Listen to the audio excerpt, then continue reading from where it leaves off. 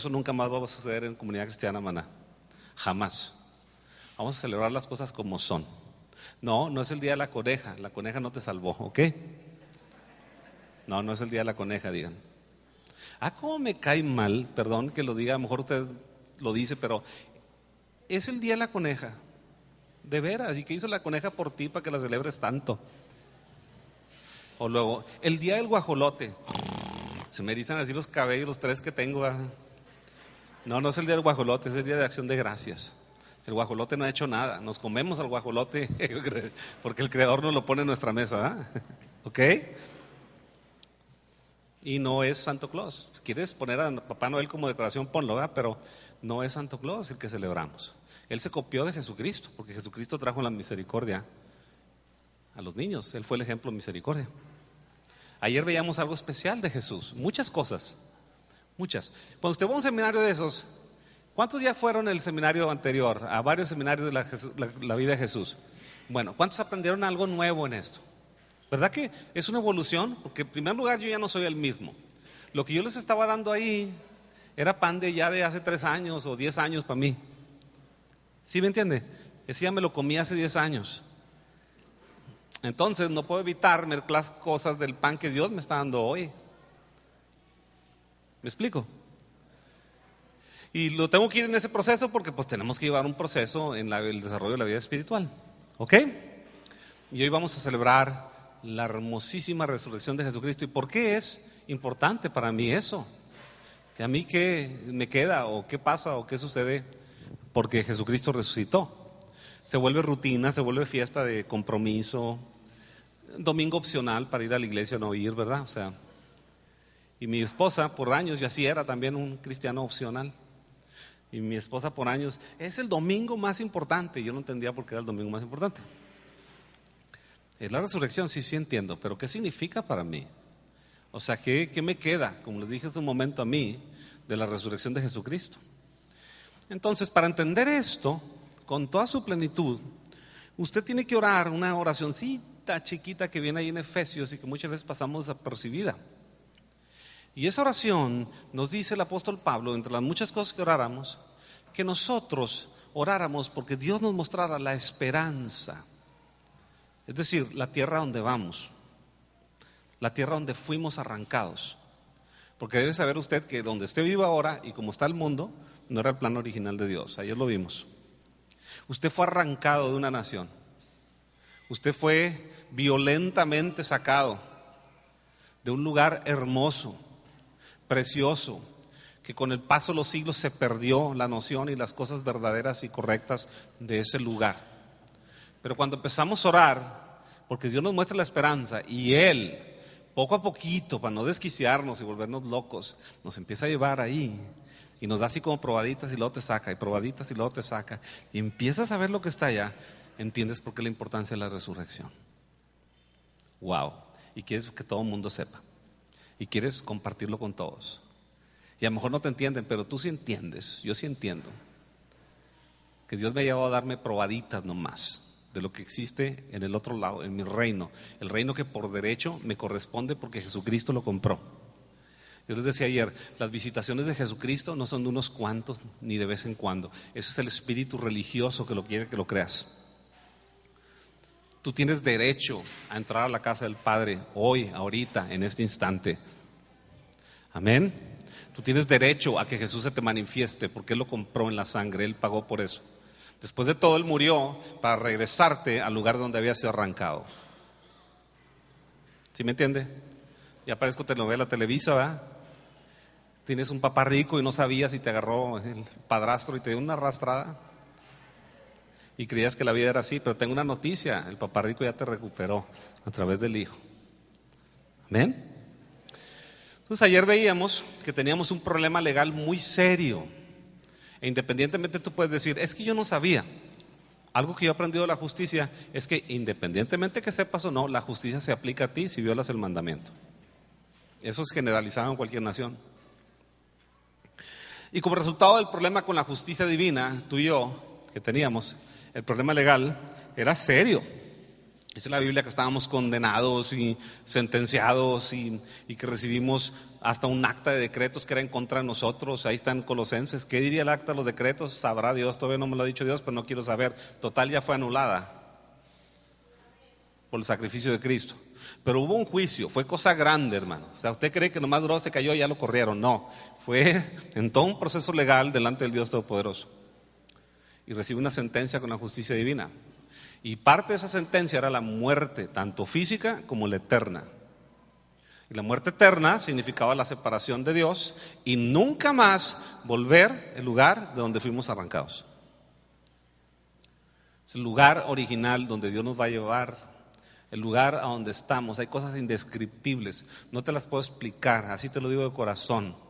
Hay sentimientos ahí tan elevados, tan increíbles que solo me atragantan cuando los siento. Ayer fue revelado algo a mí increíble que no le podía poner nombre a ese sentimiento, que era tan sublime, era tan bello, que nada más me hacía derramar lágrimas y sentirme atragantado.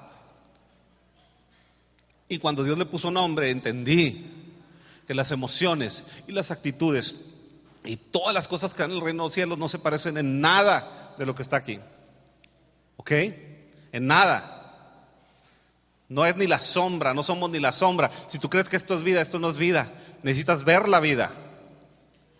Y Dios te la quiere mostrar porque es tu derecho legal. Tú decides si lo cobras o no. A través de la cruz del Calvario. Esto no es una mentira, no estoy inventando. Va a ser bien fácil que compruebes si realmente lo que digo no es no, porque no necesitas a nadie, es tú. Un corazón sincero, un corazón sencillo y creer la palabra del Señor e ir tú mismo a Jesucristo. ¿Me entiende? Y no porque le digo que Dios me ha visitado, venga y me ponga una veladora. No soy diferente a usted. Que luego tenemos eso. Ay, Dios lo visitó y a ti no, ¿qué? ¿Eres hijo de quién o qué? Ya aceptaste a Jesucristo, eres hijo de Dios. Papá también quiere visitarte y tienes el derecho de ir a la casa y hablar con él y cara a cara. ¿Y cómo sabemos que tenemos ese derecho? Porque nos fue otorgado cuando Jesús muere en la cruz del Calvario y demostrado cuando Él resucita entre los muertos y glorificado. La resurrección de Cristo nos habla de que la fianza, porque usted debe saber que cuando va y tiene un problema legal ha de satisfacer la justicia o no hay salida del problema, ¿cierto o no es cierto? Le van a decir, tienes 40 años de sentencia, cumplir 40 antes de gozar libertad. ¿Sí?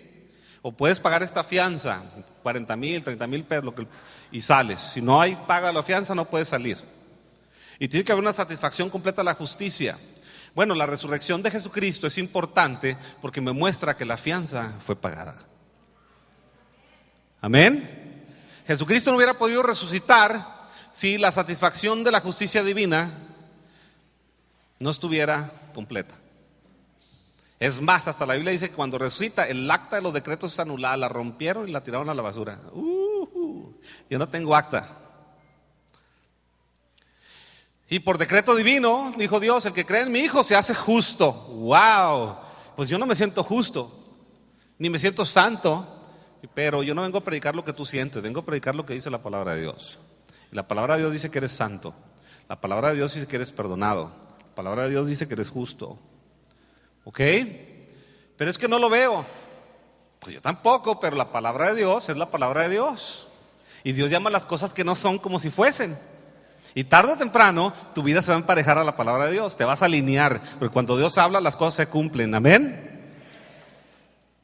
Eres santo. No tienes por qué pecar, no tienes por qué caer. Tienes la mente de Cristo. Tienes el corazón de Cristo. Yo me acuerdo cuando yo empecé a confesar esto. ¿Qué será eso? Pues quién sabe, pero tengo la mente y el corazón de Cristo. Y tengo la mente y el corazón de Cristo. Tengo los sentimientos de Cristo. Y tengo el corazón. Tú me lo diste, es mi herencia. Y empecé a activar la promesa. Y de repente empecé a ver cosas que no veía. Y a sentir cosas que ni me imaginaba que podía sentir. Y dije, wow, esto es la mente de Cristo. Y le decía, cualquier cosa que sea, tengo eso. Nomás que fluya y tú dime, yo voy a reconocer porque sé cómo era yo. Y sé que ahora va a fluir en mi corazón y en mi espíritu. Entonces te haría tanto bien, pero tanto bien. Tú que estás cayendo de así en un hábito pecaminoso, no tienes ni que estar cayendo en eso. El pecado fue vencido. Amén. Tienes la mente de Cristo. ¿Sabes qué significa la mente de Cristo? La capacidad de pensar, de juzgar, La capacidad de sentir, porque también es el corazón. Mente es corazón y mente. La capacidad moral de discernir te ha sido heredada. Por eso ya no vas a fallar nunca. Cuando tú crees esto, ya no vas a caer, ni vas a fallar. Y cada vez tu vida va a ser mejor y mejor y mejor y mejor. Porque es el DNA de Jesucristo en tu corazón. Y Él nunca desobedeció, Él nunca cayó, Él nunca pecó, Él nunca se llenó de ego, Él nunca faltó a la santidad, Él nunca faltó a Dios, y eso es la herencia que Dios te dio. Pero el pueblo cristiano prefiere creer que es un pecador redimido y sigue confesándose como pecador, pecador, pecador, y que la carne, y que la carne, y que la carnota, y que la más carnota, y pues siempre andas en la carnota, ¿verdad? Porque es lo que crees de ti mismo. Porque mejor no empiezas a creer, oye, ¿cuál carne? Fue crucificado el hombre viejo en el nombre de Jesús. Y pues es que ahí está, pues a ti qué te importa, fue crucificado, tú háblalo, tú confiésalo, tú créelo, tú dilo, tú óralo, tú ayúnalo. El hombre viejo está crucificado, yo no tengo que estar caminando en pecado, no soy esclavo de nadie, porque esta es la herencia de los hijos de Dios. Y por eso es importante la resurrección. ¿Alright? ¿Ok? Entonces ya deja de estar diciendo que andas en la carne, es una doctrina demoníaca, diabólica, que no te va a llegar a ninguna parte y más que puro tormento. Y te puedo probar bíblicamente, voy a escribir un manual acerca de la famosa carne. Y no la asada, ¿verdad? La que tú dices que tú traes adentro. ¿Por qué no mejor empieza a decir, ando en la mente de Cristo? ¡Wow! Ando en el corazón de Cristo. Tengo el DNA del Señor, tengo la semilla incorruptible dentro de mí. Oye, los discípulos del primer siglo primero estaban bien tremendos. Decían, el que es nacido de Dios no peca. Y ahora no podemos creer eso. ¿Cómo le hacían? ¿Qué te importa? No es una obra tuya, es más tienes que creerlo y va a pasar. ¿Sí me entiende? Pero hay que renovar nuestra mente, hay que activar esas promesas en nuestro corazón y en nuestro espíritu. Te reto a que hagas un mes esto. Que todos los días te pares en la mañana y cierres tus ojos, pero bien cerrado. Y digas, tengo la mente y tengo el corazón de Cristo. Tengo la mente y tengo el corazón de Cristo. Y en un mes me platicas. Vas a ver las cosas que se van a liberar en tu vida, los sentimientos que van a fluir en tu corazón, lo que vas a ver, porque la mente es la que te permite ver, lo que vas a experimentar del mundo espiritual. Que acuérdate que Jesucristo, desde que nació, podía ver a Dios, que era un hombre vivo espiritualmente, y tú eres un hombre y eres una mujer viva espiritualmente y aceptaste a Jesucristo como Salvador personal. Son cosas que no deberían ser lo raro, debe ser lo común, que Cristo te esté visitando, amando, manifestándote, abrazándote, aconsejándote, dulcificándote. Esa es la realidad. Por eso no conquistamos al mundo, porque no llevamos pruebas de nada. Vamos con un evangelio muerto y a ver si funciona. El evangelio no es a ver si funciona, siempre va a funcionar porque está respaldado por el Dios del universo, está respaldado por Cristo. Y estás viendo en estos manuales, no sé si ya están viendo en eso o en otro, pero ahí le estoy dando cómo es tan fácil comprobar si Cristo era verdadero, era mentiroso o quién era. Él dio unas promesas gigantescas que nomás Dios podía cumplirlas. Y déjame decirte, cada promesa que dio, yo nomás las expongo y suceden las cosas que Él dijo que sucedía, que deberían suceder. ¿Y sabes por qué? Porque Él es Dios. No estoy hablando de irrealidades aquí, pero vamos a hablar de la resurrección, ¿ok?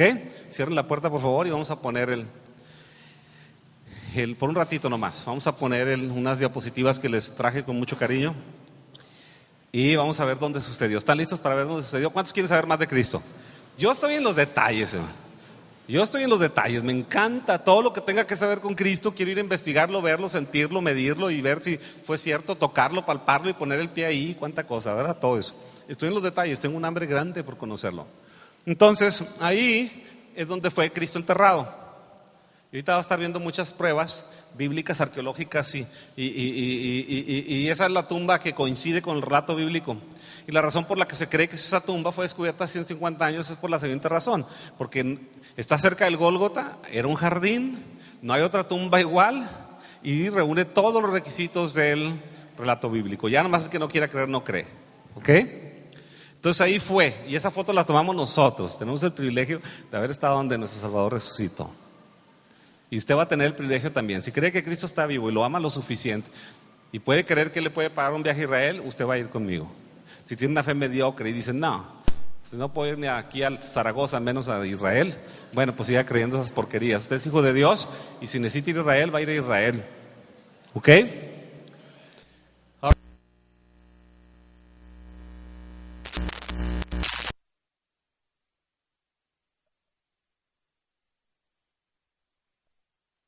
sabe que es una tumba. Regresa a la otra, por favor, un poquito, la primera.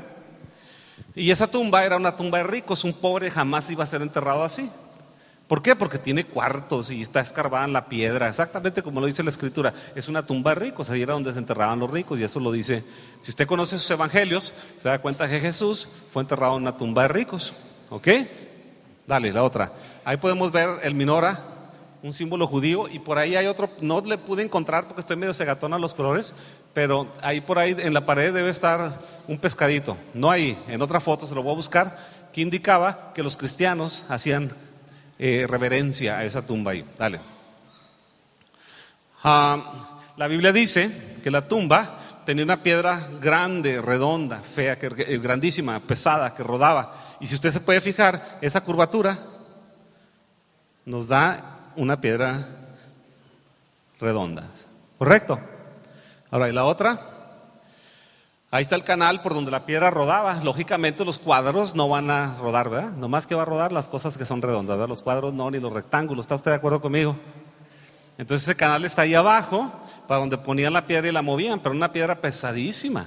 Vea el tamaño de la piedra y si usted, después le enseño, no estoy parado, pero todavía la tumba me sale a mí como 1,5 metros para arriba, o sea, el piedronón que era, de acuerdo al relato bíblico también. La otra. La estatura de Jesús, ¿cuánto creen que medía? 1,80 centímetros más o menos. Dice, ay, pastor, ya anda inventando. ¿Cómo sabe? No, déjeme decirle por qué. Ese pedacito es donde fue enterrado y puesto el cadáver del Señor. Y ahí a la cabecera, se fijan que hay como que escarbaron. Está escarbado, que no cabía el Señor ahí, entonces escarbaron un pedacito, aunque no lo dice la Biblia, pero ahí está la excavación. Y ahí pusieron el cuerpo del Señor. Otro requisito que nos dice que es la tumba del Señor es que esa tumba, cuando la descubrieron, adivinen qué, estaba vacía, no tenía cadáveres, ni tenía cuerpo, ni tenía nada. ¿Creen que es lógico que una tumba de ese calibre iba a estar sin cuerpo si no iba a ser usada? Pregunto. Digo. Entonces ahí pusieron el cadáver del Señor, ¿no? O sea, el cuerpo de Jesucristo. Dale la otra. Y estaba delgadito, digan delgado. Mire, cupo ahí. Estaba atlético, estaba corrioso el Señor, en serio. Créanme que cuando usted va a Israel, parece que todo está cuesta arriba ahí. Subes y subes y subes y subes y parece que nunca se acaban las subidas. Todo está entre lomas y cerros. Sí que usted va a ir con Israel, se me pone a dieta, se me pone a hacer ejercicio, a brincar la cuerda, a caminar kilómetros, porque lo voy a traer, que se va a querer morir, va a llegar con las patas hinchadas al hotel y diciendo no vuelvo a ir. Nomás le digo. Ese lado es donde estaba el ángel que vieron los apóstoles, ahí se sentó el ángel. Devuelve la otra, por favor.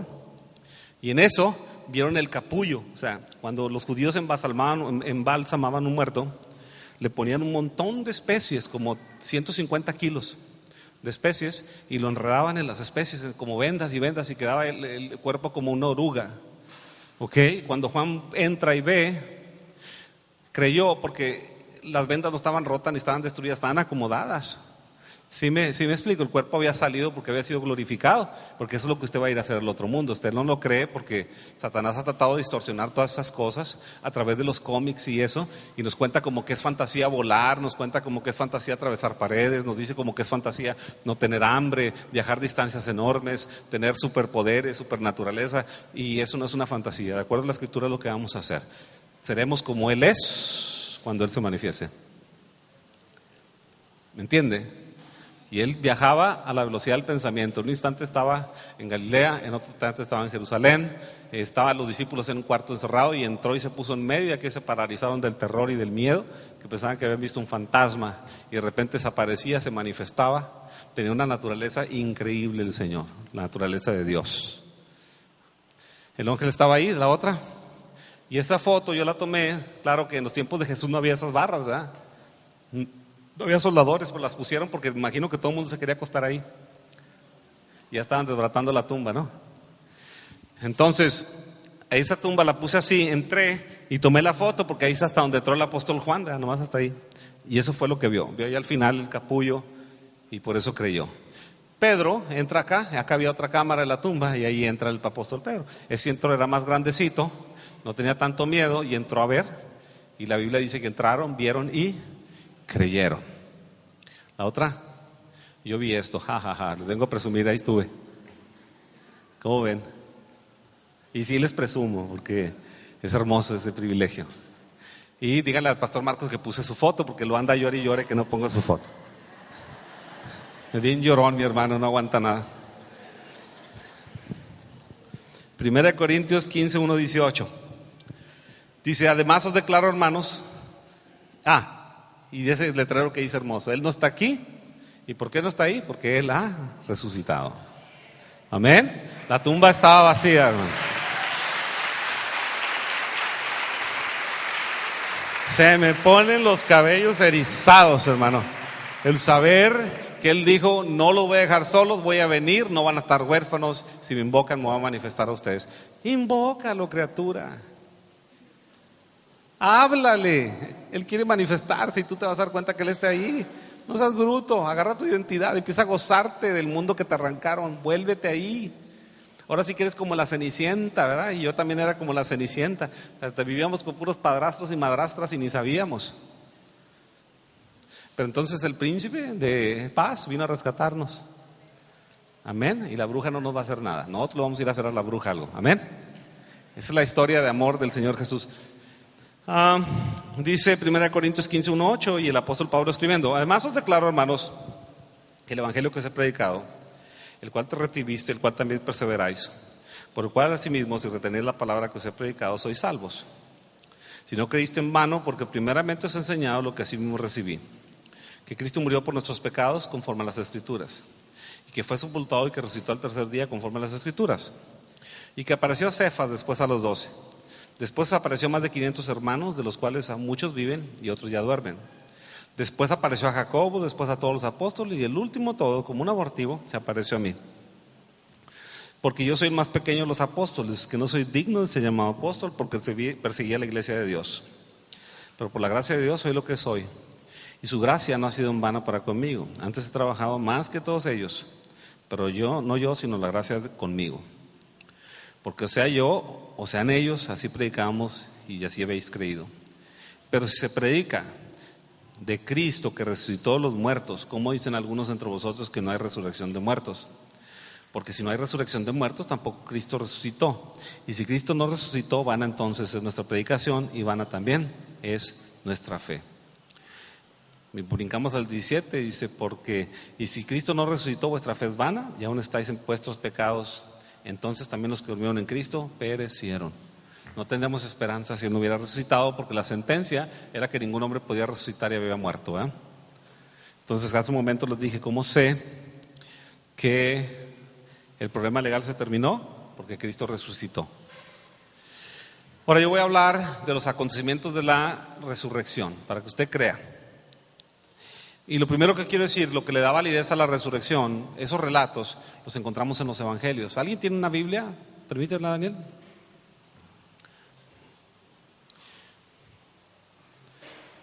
¿Cuántos conocen lo que es una Biblia? No la voy a abrir, no te preocupes. Espérate ahí, no, tantito nada más. Esto no existía en el siglo I. Ahorita usted trae su Biblia, tiene 10 versiones, tiene bien cosas y son libros y todo, ¿no? Y está bien escrita, imprimida, pero eso no existía en el siglo I. Entonces estos libros fueron hechos con dos fines, ¿no? Primero, pues alimentar a los cristiandad y alimentar nuestra fe, y segundo, alguien hace negocio de esto. Y ojalá que ocupen el dinero para hacer bien, ¿verdad? Porque sí se puede hacer negocio siempre y cuando hagas el bien. ¿Correcto? Entonces, y cuando uses bien y apropiadamente el dinero. Entonces, ¿a dónde quiero ir con esto? Cuando los evangelios, gracias Daniel, cuando los evangelios se escribieron, no se escribieron pensando que se iban a vender como libros. En aquellos entonces todo era escrito a mano, ¿verdad? Sino más bien se escribieron como cartas íntimas, como narrativas que iban a pequeños grupos de personas, como cartas que iban a ciertos individuos. Todos los libros del Nuevo Testamento. Ellos jamás pensaron que sus libros, un día, o esas cartas, iban a ser un libro que se llamaba Biblia, o al menos que Dios se los haya mostrado, pero no hay evidencia bíblica que Dios demostraba eso. Ellos escribieron porque querían dar más evidencia, querían platicar la experiencia que ellos habían tenido con seres que ellos amaban y que ellos bendecían. Si me explico, nunca pensaron que íbamos a estar aquí un día con un libro que era el más vendido de todos los tiempos, que se llama Biblia. Y eso es lo que les da validez. Porque cuando nosotros escribimos cartas o cosas así privadas, derramamos nuestro corazón, ¿cierto o no es cierto? Y platicamos verdad y platicamos cosas que sucedieron en nuestra vida y las relatamos y las enviamos, pero no estamos esperando que esas cartas un día se hagan algún libro. ¿Cuántos de ustedes esperan que escriban una carta, una nota a su marido que lo quiere mucho y que un día se haga un libro, un bestseller que se va a vender 1 millón de copias? ¿Verdad que no? Usted la escribe porque usted tiene deseo de derramar su corazón y de platicar. Entonces los libros y los evangelios así fueron escritos, no estaban esperando los apóstoles. Y algo bien interesante que le da mucha validez a la escritura o al evento de la resurrección es que en el momento, de acuerdo a las fechas cronológicas y lo que estaba pasando y sucediendo ahí en el evangelio, ya en el momento que ellos empezaron a escribir sus relatos, ya ellos no estaban ni juntos. Mateo andaba en algún lugar y Juan andaba en otro, y Marcos, pues Pedro quién sabe dónde andaría, y ellos ya estaban cumpliendo sus ministerios. Entonces, estando en 4 lugares diferentes, y Lucas pues nada más empezó entrevistando gente y fue recopilando datos que fue sacando de gente. Entonces sale el libro de Lucas, abre el libro de Mateo, los escritos de Mateo, así deben ser llamados, los escritos de Juan, los escritos de los 4 evangelistas, y la gente empieza a leerlos. Y lo interesante es que no estaban ni juntos, pero todos dieron puntos de vista muy interesantes de algunos eventos, de los eventos acerca de la vida de Jesús. Entonces por eso los evangelios se complementan, porque fueron 4 puntos de vista diferentes. Y cuando usted ve la resurrección y los junta, se da cuenta de todo el acontecimiento, cómo estuvo ahí. Pero recuerde, no estaban hechos para hacer dinero, ni tenían ninguna motivación personal equivocada. Y así debe usted leer la Biblia, como que va a meterse en la vida privada de Mateo, como va a meterse en la vida privada del apóstol Pablo, en la vida privada de Lucas, correcto, autores de los libros del Nuevo Testamento. No los lea como libros indiferentes, no, está usted leyendo algo que pasó en la vida de ellos y que ellos están dando testimonio. Y algo muy hermoso es que hay tanto que decirles, hermano, de veras, los quiero mucho y quiero darles todo mi corazón, pero pues lo voy a empachar, pero ahí va. Cuando yo fui a la Tierra Santa, Marcos, el Evangelio de Marcos, relata mucho la geografía y la topografía, ¿correcto? La geografía y la topografía del lugar. Y por ejemplo, Marcos es el único que te dice, saliendo de Cafarnaúm, en pocas palabras, se fue al monte a orar, cerquitas, ¿no? Entonces yo me acuerdo que yo iba saliendo de las ruinas de Cafarnaúm y que volteo así, levanto la vista, el Espíritu Santo como levántala, y lo primero es que veo un monte. Se me puso el pelo erizado, dije, santo Dios, ahí se fue a orar. Porque no hay otro monte cerca, más que ese que está ahí enfrente. ¿Y cuántos saben que los montes no desaparecen? Y luego fuimos al monte y nos subimos.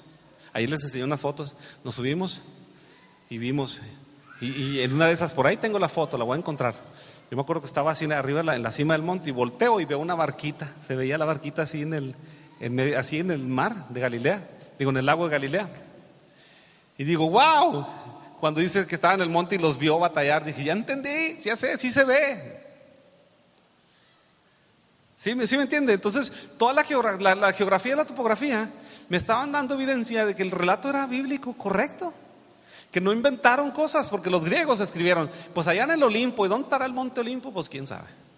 No hay ni lugar geográfico, ni histórico, ni nada que nos relate la mitología de ellos, ¿verdad? Entonces es interesante, cuando usted vaya conmigo a Israel, yo le voy a llevar a conocer el Evangelio según San Marcos. Lo voy a llevar en todas las distancias y lo voy a llevar por todos los lugares, se va a gozar y va a comprobar que la Biblia es verdadera. Entonces, esos 4 autores escriben de la resurrección y todos coinciden en muchas cosas. Que hubo un muerto, que hubo soldados en la tumba, que las mujeres fueron primero, que la piedra estaba removida, que se apareció un ángel. Todos coinciden y estaban lejos. Todos estaban contando un mismo relato, lejos, y ya a lo mejor ni se veían. Y estaban escribiéndolo en cartas privadas. Eso es lo hermoso. ¿Sí entiende eso o no? ¿Le goza eso? Que no eran libros así como voy a escribir un bestseller para hacerme rico.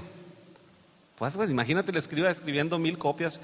Le escribe Chovuelo, se quedaba sin mano y sin hombro y sin codo y sin todo, ¿no? Estaba escribiendo, porque ustedes nomás escribían las cosas. Y eso tiene que ser la realidad en ti. Cuando leas la Escritura, pídele al Espíritu Santo que te meta en la realidad de ese tiempo. Y aunque no es necesario, pero se enriquece mucho más. Puedes vivir de las promesas y meterte en la realidad, pero es tan hermoso meterte en la realidad. Entonces, cuando yo voy y estaba haciendo este estudio que les estoy compartiendo, yo recibí una visitación hermosa, hermano, porque fue una experiencia increíble. Fue como que estaba ahí y viendo todo lo que estaba pasando. ¿Han ido al cine de tercera dimensión? ¿Quién ha ido al cine de tercera dimensión? Pues me enseñó Dios todo lo que pasó esa noche en tercera dimensión.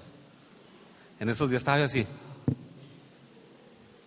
Y la escritura se hacía viva. ¡Ah, por esto! ¡Ah, por esto! ¡Ah, oh! Y estaba ahí con la cara así de veras de asombro. Dios poniéndome las piezas de rompecabezas juntos de vida que ha pasado y cómo los relatos de ellos comprobaban que la resurrección sucedió. En primero, estaban fuera ya de uno de otro, o a lo mejor se veían ocasionalmente, pero te aseguro que no tuvieron una junta. A ver, vente para acá Lucas, vente para acá Marcos, vente para acá Mateo y Juan, vamos a ponernos de acuerdo para no echar mentiras unos y otros.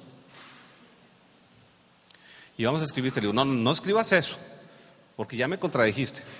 Y no escribas esto otro porque no es cierto. ¿Me entienden? Ni se juntaron ni nada. Ellos escribieron y sale un relato precioso que se complementa hermosamente. Y que habla de la muerte y la resurrección de Jesucristo. Entonces vamos a entender un poco la resurrección y por qué sabemos que es verdad. Primero, por la veracidad y que no había cola que le pisen ahí a los evangelistas porque no querían hacer dinero. No había un interés más que platicar lo que ellos habían visto y lo que habían platicado y lo que había pasado en sus vidas. No andaban inventando una religión. Entonces, vamos a hablar un poquito del tiempo de la crucifixión.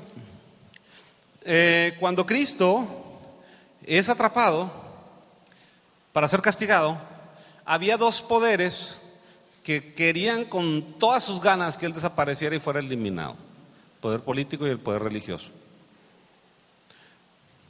¿Por qué? Porque cuando te metes con la lana y te metes con el poder de alguien, te metes en problemas serios. Si tocas intereses, te metes en problemas muy serios. Correcto. Y Jesucristo, por un lado, estaba el pueblo judío y 3 días antes había de limpiar el templo y les había dicho: ladrones y cueva de no sé qué tanto, y mi casa de oración debe ser llamada, y boom, boom, boom. Le estaba tocando la lana. Los sacerdotes lo odiaron. Ese día dijeron: ahora te matamos porque te matamos. Y ya habían hecho toda una campaña de desprestigio y de destrucción a la persona de Jesús porque le estaba robando la autoridad religiosa que ellos tenían. Y los ojos de la multitud estaban guiándose hacia él. Entonces no les convenía. Iban a perder los centavos del templo, las ofrendas del templo, la venta de animales y todo el negociazo que tenían ahí. Esa era la razón, no había otra razón. Bueno, y quizá prejuicios. Un carpintero, él me decía: no, hombre, pues es hijo de fornicación. Y ya vimos todos los insultos que le hicieron a nuestro amado Señor. No lo querían.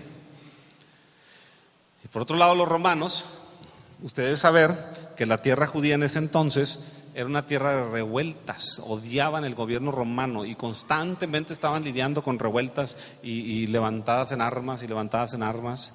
Y no estaban los romanos ahí porque querían los judíos, porque eran así, lo apreciaban mucho esa raza, sino estaban ahí porque le sacaban el billete, sacaban impuestos y lana y explotación para que su imperio pudiera vivir como ellos querían.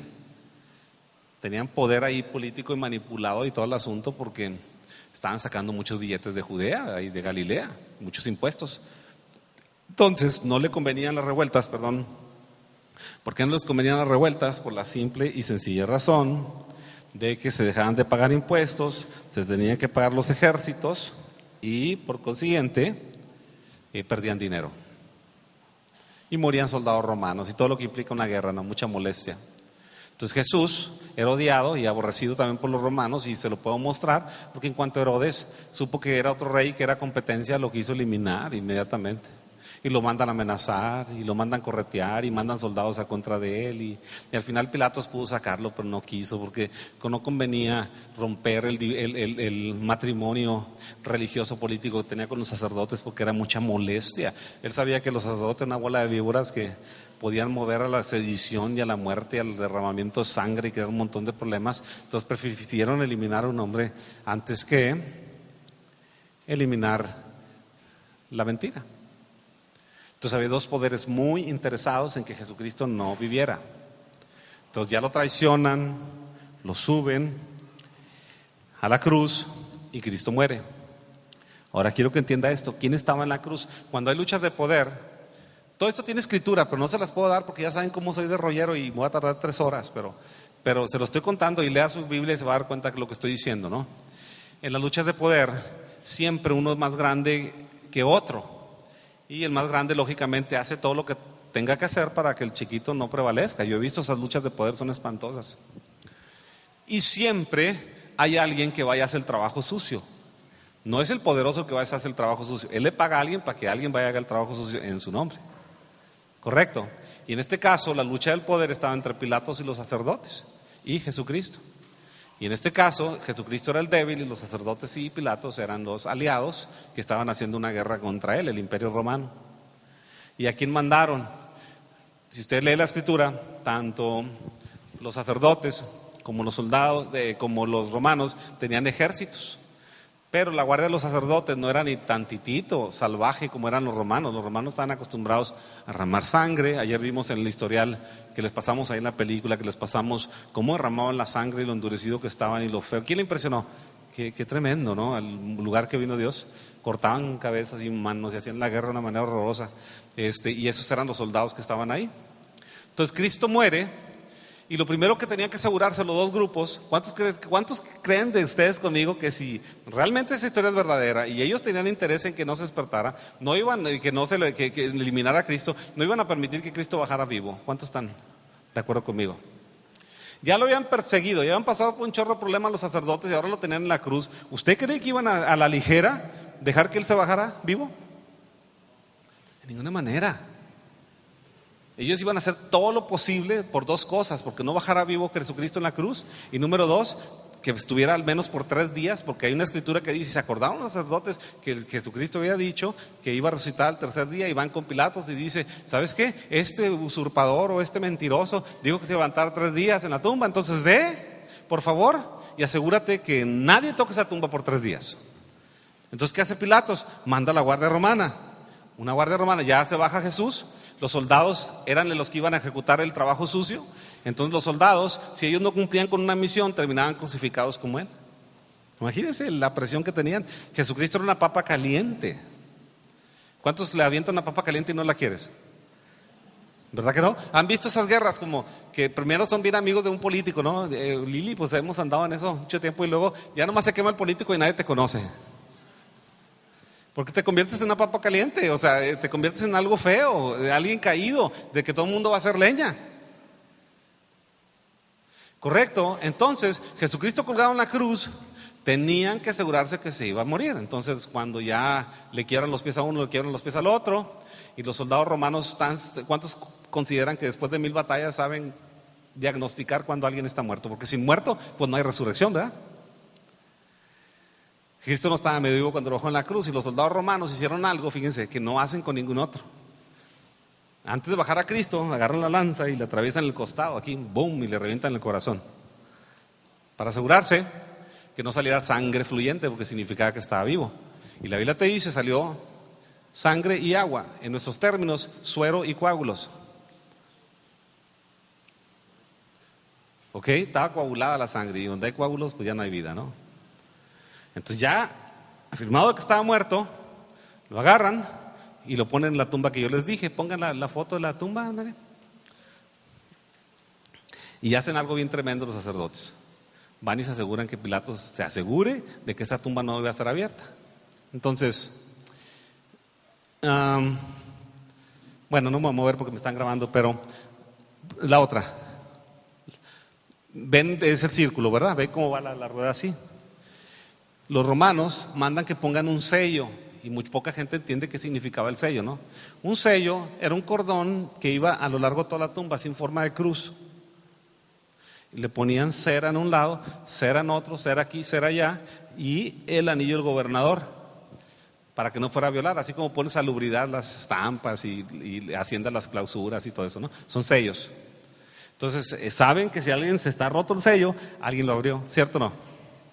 Entonces ni entras, porque si violas un sello es un gran delito hoy. Pues con los romanos, hoy nomás te meten a la cárcel, te dan una multa, una amonestación. En aquel entonces te crucificaban igual que el muerto.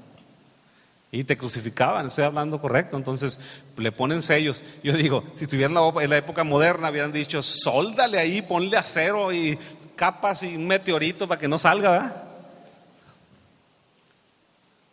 Entonces la tumba estaba asegurada, los soldados estaban ahí, y usted debe entender lo que era un soldado. Un soldado era una persona acostumbrada a la guerra, que mataba, que descabezaba, que cortaba brazos, que había visto lo peor, crímenes, extorsionaban, eran corruptos, no tenían misericordia, no tenían compasión. Ve cómo le atraviesan el costado a Jesucristo y le rompen las piernas al otro, y al otro con un mazo, con sabrá Dios con qué lo harían, pero no había compasión. Estaban ahí grite y grite los crucificados, y ellos como si no estuviera pasando nada, estaban jugando dados a ver quién se quedaba con la ropa de Jesucristo. ¿Sí tienen la insensibilidad que había en el corazón? ¿Ok? Entonces ahí está, el poder humano tratando de hacer que no sucediera la crucifixión. Otros los testigos, primero fueron los soldados, enseguida los sacerdotes se aseguran, Pilatos también, y en tercer lugar el apóstol Juan, y es el que escribe el Evangelio y habla acerca de la muerte de Jesucristo. ¿Ok? Entonces, hasta aquí resumiendo, Jesucristo era una papa caliente, lo matan, lo asesinan. Los sacerdotes y los soldados romanos están, pero con todo para que Él no resucite y no pueda salir de la tumba. Entonces, ¿qué pasa? ¿Qué sucede? José de Arimatea y Nicodemo van ante Pilatos ya cuando estaba el cuerpo ahí muerto y dicen, entréganoslo por favor. Sobre todo José de Arimatea, en pocas palabras. José de Arimatea era un hombre poderoso. ¿Cuántos saben que si ustedes van con el gobernador y quieren entrar, no van a entrar? Pues Pilatos va con el gobernador, ahí entra como, José de Arimatea como Juan por su pasta, ¿no? Y entra rápido, sin audiencia ni nada, le dije, entrégame el cuerpo. Fíjate lo que había pasado ahí, para que vean lo que está en la mente de Pilatos.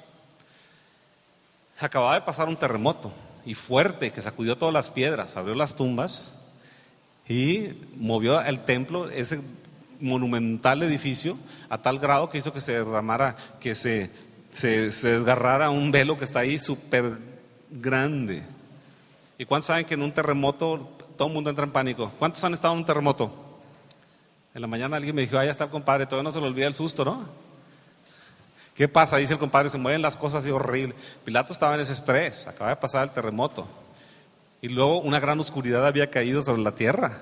Y para acabarla de molar, la luna se había levantado con sangre, que es un eclipse lunar, pero ellos no sabían. O sea, cosas muy serias, y los muertos andaban apareciendo por todos lados. Imagínense lo que estaba pasando en toda la ciudad, todo el disturbio que había. ¿Y quién es el responsable de calmar el disturbio? El gobernador. Y va José de Arimatea y le dice, le manda a hablar al centurión. Ahí se ve como que un pedacito chiquito, ¿no? Pero el centurión estaba en las tumbas, allá en las cruces, y tuvo que venir como 2,5 kilómetros, 3, a donde estaba Pilatos, para decirle que sí, efectivamente el cuerpo de Jesús estaba muerto. ¿Creen que eso era una prioridad en Pilatos, cuando todo el mundo estaba cayéndose en pedazos? Porque usted puede decir, no, los romanos no tenían interés. ¿Y por qué estaba tan pensativo y tratando de confirmar que realmente se murió en medio de un terremoto, de una oscuridad y de un montón de eventos que ni sabían qué estaba pasando y sucediendo? Él tenía que asegurarse que no bajara vivo de la cruz. Entonces sucede la resurrección, que lo vamos a ver, y los soldados dicen, los discípulos vinieron, estábamos dormidos, vinieron y se lo robaron. ¿Qué ondas? ¿A qué juez vas a ir y le vas a decir, pues estaba dormido y mi vecino entró y me robó la televisión? El juez te va a decir, ¿y si estabas dormido, cómo lo viste? ¿Sí o no? Y dijeron, se robaron el cuerpo. Ahora, vean lo que dicen los evangelios de los discípulos. Estaban muertos de miedo, escondidos en una casa. Era un puñado de adolescentes, 14 años, 15, el más grande, que era Pedro, debió haber tenido 18, 20. ¿Te crees que un puñado de adolescentes iba ahí donde estaban los Gates y estaban los Marina y estaban los soldados y con artillería pesada? ¿Quién de ustedes iría a ese lugar? Si lo vemos, salimos corriendo para el otro rumbo, ¿no? Nosotros como adultos. La Biblia te los describe temerosos, miedosos, y ni creían que iba a resucitar. Porque llega María Magdalena y dice, mentirosa, no le creyeron. Entonces el árbol psicológico estaba espantoso. Ellos acababan de ver lo que habían causado con el maestro y cómo lo habían matado y asesinado, y no iban a correr. ¿Por qué estaban escondidos? Porque se sentían seguros. ¿Usted cree que esos puñados adolescentes tenían la habilidad de ir y robar el cuerpo con soldados acostumbrados a matar y hacer la guerra? Y ellos nomás agarraban, yo creo, si había asadones y herramientas de riles, ¿verdad?, para pescar, y era todo lo que agarraban. No eran hombres de guerra. ¿Ok? Entonces el ámbito psicológico pues no estaba así como para que decir, los discípulos se armaron de valor y fueron y se robaron el cuerpo, como dijeron los soldados. Ahora, estaba sellada la tumba, y si alguien violaba el sello romano, era digno de muerte. No podías violar un sello romano. Y todo el mundo sabía eso, por eso Juan hace tanto énfasis en el sello. Pero bien curioso, cuando desciende el ángel es el que remueve la piedra. ¿Por qué creen que remueve la piedra?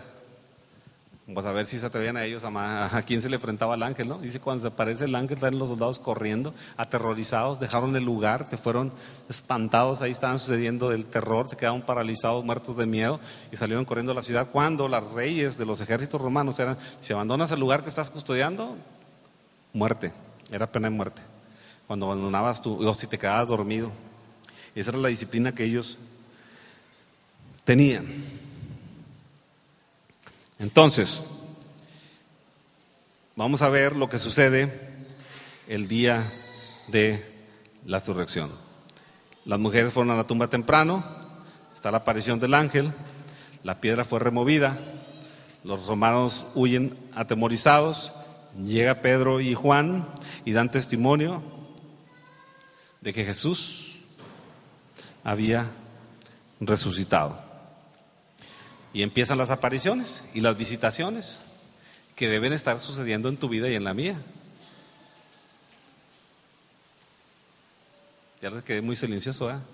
Tienen que estar sucediendo, hermano. No son cosas de 10 años y de 20 años, de 30 años. Tienen que estar pasando en tu vida.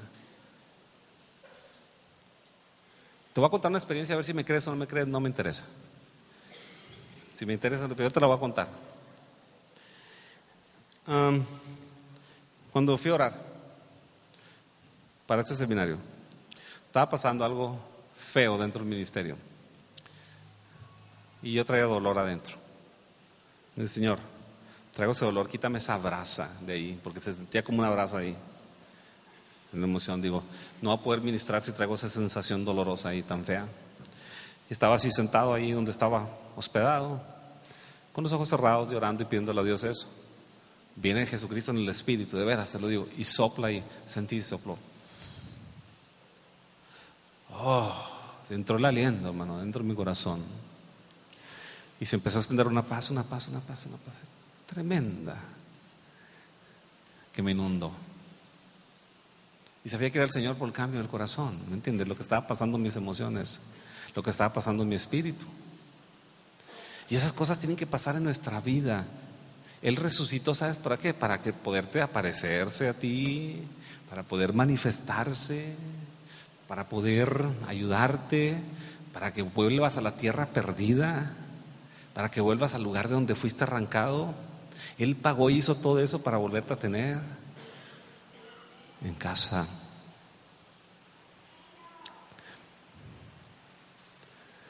Entonces, si la resurrección fuera llevada a un tribunal, saldría victoriosa. Nadie la podría negar. ¿Me entiende usted? Yo quiero hacerte una pregunta.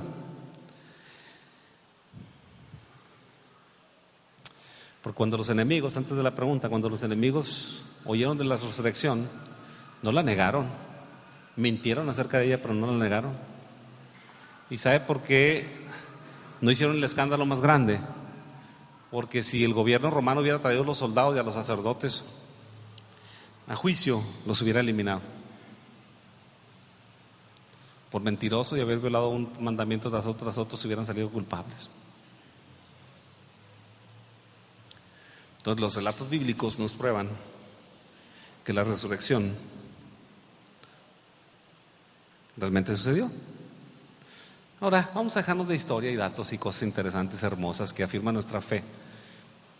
Pero yo puedo comprobarles que Él resucitó. ¿Me oigo arrogante? No, nomás te voy a decir lo que tienes que hacer. Hazlo si quieres. Es tu asunto. A mí qué importa si me crees o no me crees. Yo nomás te digo lo que tienes que hacer. ¿Y qué dice la palabra? Que donde dos o tres están reunidos en su nombre, ahí estaré, dice el Señor. ¿Estará? ¿O no estará? Ahorita nos vamos a juntar en grupitos de 3, ¿qué le parece? ¿Sí? Y vamos a ver si es cierto que está. O de 2, dice 2 o 3. Bueno, si es el requisito que nos pone, que nos reunamos 2 o 3, pues nos reunimos 2 o 3, ¿qué le parece? También dijo que si invocáramos su nombre o cuando habláramos en su nombre, Él nos iba a contestar las oraciones. ¿Será? ¿Será que puede? Pues ven y compruébalo. Él me dijo que si yo pongo las manos sobre ti vas a sanar. Pues yo las voy a poner y las voy a poner en su nombre. Y a mí qué me importa. El resultado lo va a hacer Él. No lo voy a hacer yo. Yo no soy el responsable de la sanidad. ¿Quién es? Él dijo: venid a mí los cansados y trabajados y yo os haré descansar. Pues ven. ¿Qué te cuesta? Ahí andas como viudo y andas así con todas las cargas del mundo sobre tus hombros. Ya las llevó alguien por ti. Solo, sintiéndote mal, sola, como que nadie te quiere. Ayer veíamos algo que yo voy a terminar con esto. Bien hermoso. Cuando en una de las visitaciones que Dios me toma a su reino, cuando escribí ese seminario de la cruz, yo lloraba mucho. Había un atragantamiento ahí, una emoción atorada que no sabía, hermosa, incomprensible, pero que no podía explicar ni le podía poner nombre. Y lloraba cuando me confrontaba eso. De veras lloraba. Se me derramaban las lágrimas y no entendía. Y no entendía porque no había ido del otro lado. No había ido a la tierra donde me habían arrancado. No conocía lo que estaba en la tierra donde yo había sido arrebatado por el pecado. Por eso debes empezar a orar porque Dios te muestre la herencia y la esperanza y el amor de Cristo. Debes empezar a orar por eso y Él te va a contestar esa oración, te lo garantizo y te lo pongo por escrito. Entonces, cuando Dios me lleva allá y me manifiesta o me expone a una de sus emociones, hermano, o sea, toda mi naturaleza caída, yo no entendía que yo había nacido en un mundo donde no hay valor. Y el poquito valor que hay entre nosotros es porque Cristo lo añadió a la humanidad. Yo no entendía el desprecio con el que nos tratamos unos a otros. La manera como nos lastimamos no es lo que Dios había planeado en el mundo original. Y yo te voy a decir una cosa, entre más estudio la palabra, más me doy cuenta de lo que el pecado nos robó, hermano. Y más me doy cuenta, y yo quiero platicarte y decirte: ve allí, date cuenta. Sí, se ha vivido un cristianismo caído, un cristianismo conforme a los valores del mundo. Ni siquiera nos hemos dado el trabajo de estar en su presencia para que nos lleve de aquel lugar y podamos venir de ahí con lo que Dios quería. Y un día le pregunté a Dios: ¿y cómo tratabas a Adán? O sea, porque la Biblia dice que tenía comunión. Y viene el Espíritu Santo y me dice: ve cómo traté a Cristo. En serio, lágrimas se derramaron cuando Jesús, Padre, dice: este es mi Hijo amado. Cuando lo defiende, cuando lo corretea, cuando le habla, cuando se manifiesta, cuando le enseña, cuando lo educa, cuando lo abraza. Vea toda la manera que Cristo se relacionó. Dice: la misma manera, porque yo no cambio y soy ayer, hoy y siempre el mismo. ¿Cómo te quiere tratar Dios? Como trató a Cristo, como trató a Adán. ¿Me entiendes? Pero nuestra mente no puede caber eso. Yo le preguntaba: ¿por qué tanto escándalo por mí? O sea, cuando veía ese video de Indescriptible, que ahí se me fundió el fusible y dije: soy invisible, ya pasé 1000 kilómetros, no me veo. ¿Y cómo? Por ese microbio, porque a nivel microbio o molécula comparado con el municipio, con el universo, tú viniste a morir por mí, a rescatarme y a enseñarme y te hiciste hombre. Yo no entendía eso. Me dice Dios, no lo entiendes, digo, porque no entiendes lo que es el respeto a la vida que hay acá en el reino de los cielos. Pero tienes que renovar tu mente y tienes que saber que aquí hay un respeto perfecto a la vida. Y Dios tiene un respeto perfecto a tu vida. Perfecto, que va más allá de lo que tú entiendes. Pero como tu esposo te ha maltratado, como tu esposa te ha dicho que no sirves para nada, como tu padre te abandonó, como tu madre no te valoró, como alguien te golpeó, como alguien te hizo bullying, como alguien te echaba maldiciones, como alguien adulteró, no te respetó, pisotearon tus emociones, pisotearon todas las cosas en tu vida. Entonces cuando empiezas y te muestras ante la manera que Dios valora la vida, no la puedes entender y te atragantas y lo único que haces es llorar y llorar y llorar, porque no entiendes cómo alguien puede respetarte tanto, amarte tanto y valorarte tanto. Y no lo entendemos y por eso hablamos unos de otros y nos atacamos y nos agredimos, porque no nos parecemos en nada a Cristo. Vivimos un cristianismo caído. No hay respeto por la vida uno de otros, pero eso tiene que cambiar. Dios, mira, yo lo he ido entendiendo. Una persona que es arrogante y que está llena de ego es una persona que tiene la autoestima destruida, que quiere liderazgo, que quiere que la vean, que quiere, yo ya soy, quién sabe qué hizo, no sé qué. Está basada su personalidad en una destrucción total y en un rechazo espantoso y que ni cuenta se ha dado. Porque cuando tú entiendes el valor que Dios te dio, no necesitas que nadie te valore, no necesitas que nadie te diga, ay, qué bien hacen las cosas. No necesitas que te den tu lugar, no necesitas liderazgo para que te vean. Sabes que eres valorado, sabes que eres amado porque Dios te lo ha mostrado y te ha llevado al otro lugarcito y sabes lo que hay ahí. Y entre más ves allá, más te quieres ir. Y entiendo la lucha del apóstol Pablo que decía, estar con Cristo es muchísimo mejor, pero por causa de vosotros sé que permaneceré.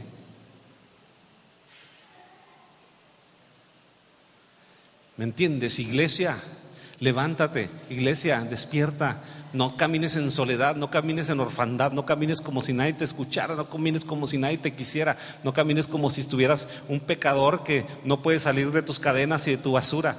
Empieza a empaparte la identidad de Cristo, empieza a estudiar la palabra, empieza a ver quién eres, empieza a activar tu palabra y deja que Él te llene tu corazón y tu espíritu. Él ha resucitado. ¿Ven? Y con eso termino. Vamos a ponernos de pie.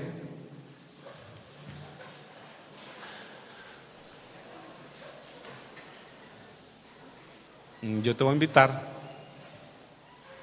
a cobrar alguno de los beneficios, ¿no? Apropiarte, ¿no? A lo mejor te sientes, si estás lleno de arrogancia, de ego y te sientes molesto porque no reaccionan tu liderazgo, córrele aquí ya y sáname ya, Señor, por favor, yo no puedo andar con estas porquerías. Soy hijo del creador del universo, no tengo necesidad de que nadie me ande valorando. Si has sido muy despreciado, muy menospreciado, ven a que Dios te muestre su apreciación perfecta. Si quieres nomás tener comunión con Él y que Él se manifieste, ¿por qué no empezamos hoy? Amén. Y antes que nada voy a pasar lugar al pastor Roberto porque él va a hacer una invitación.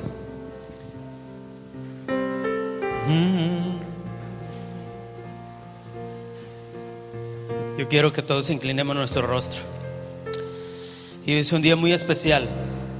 Muy especial. Diga especial. Un día como hoy, nosotros estamos celebrando la resurrección de ese que te dio la esperanza. Pero a lo mejor aquí hay alguien que todavía no tiene esa esperanza. A lo mejor aquí hay alguien que nunca ha recibido al Señor Jesús como su único Salvador. Y esta invitación es para ti, para esa persona que nunca ha aceptado al Señor Jesús en su corazón. Yo te voy a invitar que levantes tu mano. Que levantes tu mano y que hoy este día tan especial, tú le permitas entrar a tu corazón. Habrá alguien aquí que quiere recibir al Señor Jesús en su corazón? Levante su mano. No le vamos a avergonzar, no va a pasar nada. Lo que sí le garantizo es que en el cielo va a pasar algo importante. Que no te dé pena. Yo sé que hay alguien que está esperando esta oportunidad de hoy. ¿No? Ahí veo una mano. ¿Otra mano? ¿Alguien que quiera hacerlo? Ok, toda la iglesia nos va a ayudar a orar por esa persona que levantó su mano. Ahí veo otra mano, veo dos manos. Toda la iglesia vamos a orar en reverencia y vamos a acompañar a estas tres personas valientes que han decidido hoy a recibir al Señor Jesús en su corazón. Vamos a ayudarles a repetir esta oración. Señor Jesús, te doy gracias. Gracias porque este día te estoy diciendo que entres a mi corazón. Y en esta tarde reconozco que soy pecador. Reconozco que sin ti, Señor, no soy nadie. Pero Padre Santo, Señor, tu palabra lo dice, que si confesares con tu boca que Jesús es el Señor y que resucitó de entre los muertos, seré salvo. Y yo creo eso hoy, Padre Santo. Y hoy, en su nombre, grítame el nombre. ¿Cuál es? Ok, entonces empieza a mencionar el nombre de Jesús. Cierra tus ojos ahí. Olvídate de lo demás. Ya hicimos manifiesta la necesidad. Ahora en voz audible vas a mencionar el nombre de Jesús. Empieza a mencionar. Empieza a mencionar Jesús. Jesús, nos reunimos esta mañana, este mediodía. En tu nombre, Jesús. Jesús. Vamos a empezar a mencionar el nombre de Jesús. El nombre de Jesús es el nombre que tiene autoridad, porque es el nombre que resucitó. No es por lo que tú puedas hacer, brincar, gritando. Es por el nombre de Jesús. Es el nombre de Jesús.